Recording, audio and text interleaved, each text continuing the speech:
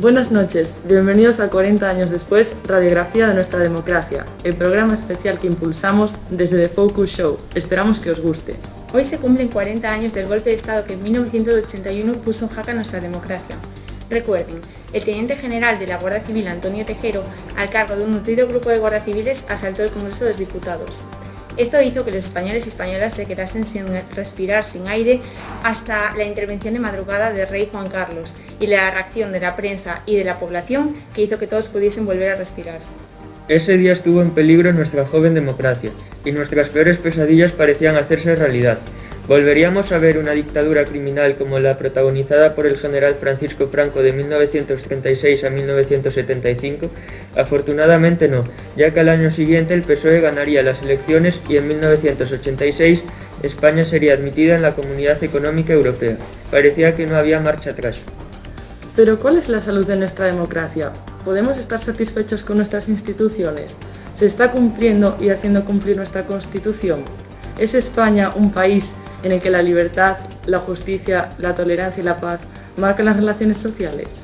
¿Usamos nosotros, ciudadanos y ciudadanas y políticos y políticas, el diálogo para llegar a un consenso y llegar a acuerdo o solo para deslegitimar al adversario? ¿Y cómo está nuestro Estado de Derecho? ¿Somos todos iguales ante la ley? ¿Controla el Poder Judicial a los demás poderes? En fin, necesitamos escuchar a los ciudadanos y ciudadanas, pero también a nuestros representantes en el Congreso de los Diputados y en el Poder Judicial. Y eso es lo que haremos en los próximos minutos. Empezamos, amigos, un poco nostálgicos recordando los comienzos de nuestra democracia ya por 1977, cuando se celebraron las primeras elecciones después de que estallase la Guerra Civil en 1936.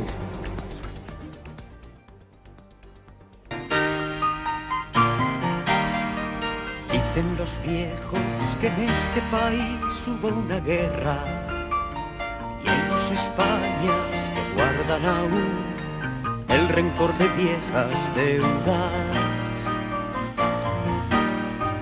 Dicen los viejos que este país necesita palo largo y mano dura para evitar lo peor.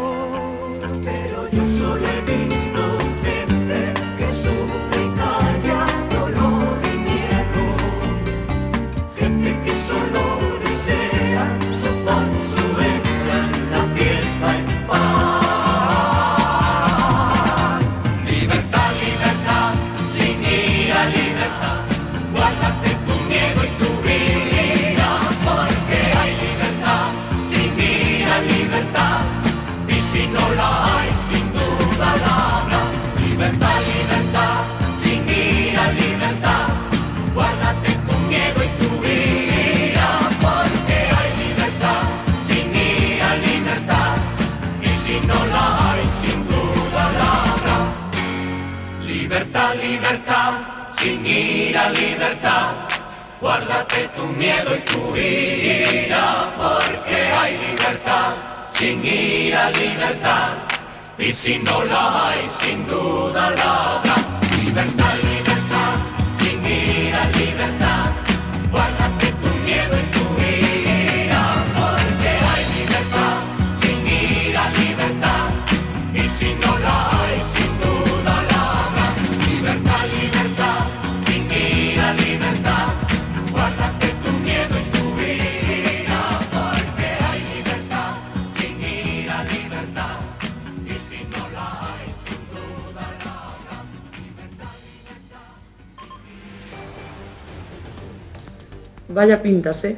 Bueno, empezamos conectando con el Congreso de los Diputados. Tenemos con nosotros a dos representantes del pueblo español que fueron elegidos en las pasadas elecciones. Son la señora diputada Clara Chércoles y el señor diputado Ignacio Chávez. Buenos días, doña Clara y don Ignacio.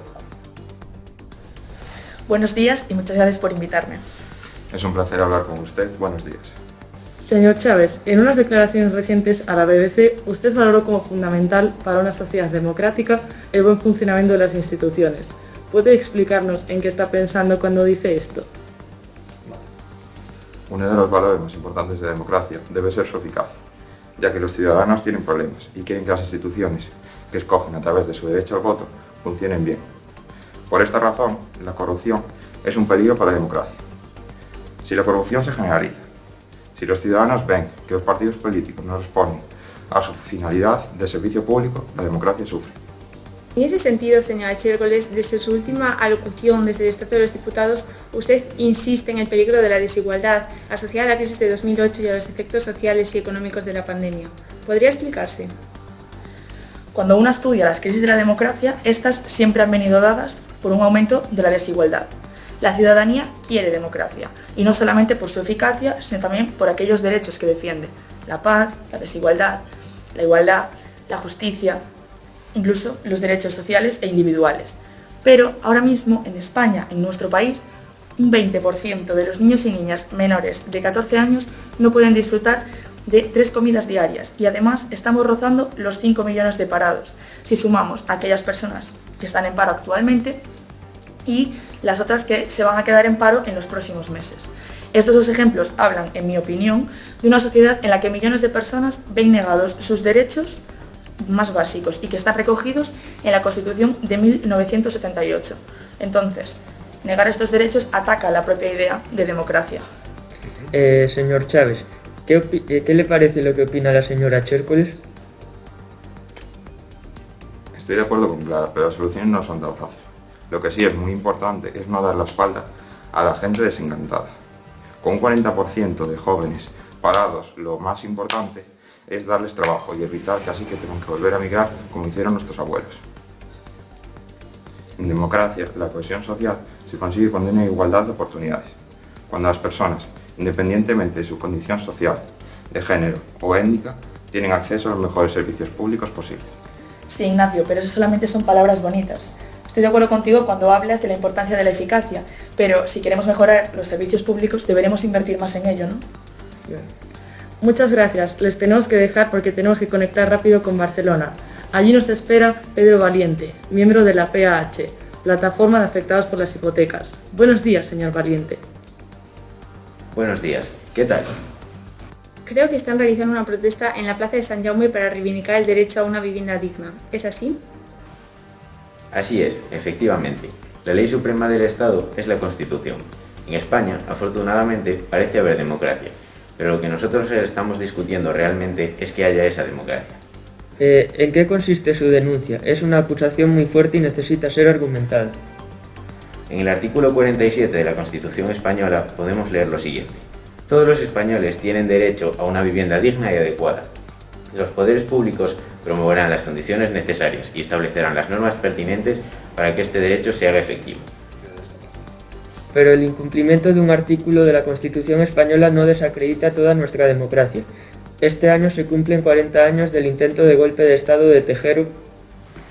No crean que no valoramos nuestros derechos y libertades plasmados en nuestra Constitución. Vemos la Constitución de 1978 como un gran avance que nos hizo salir de una de las etapas más oscuras de nuestra historia, el franquismo. Pero uno de los principios básicos de la democracia es el avance social. Nuestra generación quiere ejercer la ciudadanía, por lo que hoy nos juntamos y exigimos a nuestros gobernantes que hagan su trabajo o se vayan. Muchas gracias, señor Valiente, por recordarnos la importancia de la sociedad civil en democracia, una sociedad que se organiza y asocia para defender sus derechos y los de los demás. Iria, Hugo, tenemos al presidente del Tribunal Constitucional a las puertas del Congreso. Señor González Rivas, creo que estaba escuchando al señor Valiente. ¿Qué opinión le merecen sus reflexiones? Pues estoy muy de acuerdo. En las democracias más sanas es la sociedad la que exige a los políticos que hagan bien su trabajo y que busquen un bien común. Esto se puede hacer asociadamente, como la PAH, o de manera individual a través del derecho al sufragio, es decir, el voto. ¿Y qué papel juegan los jueces en esta defensa de la democracia? Pues lo cierto es que somos fundamentales, ya que somos los encargados del cumplimiento de las leyes en España.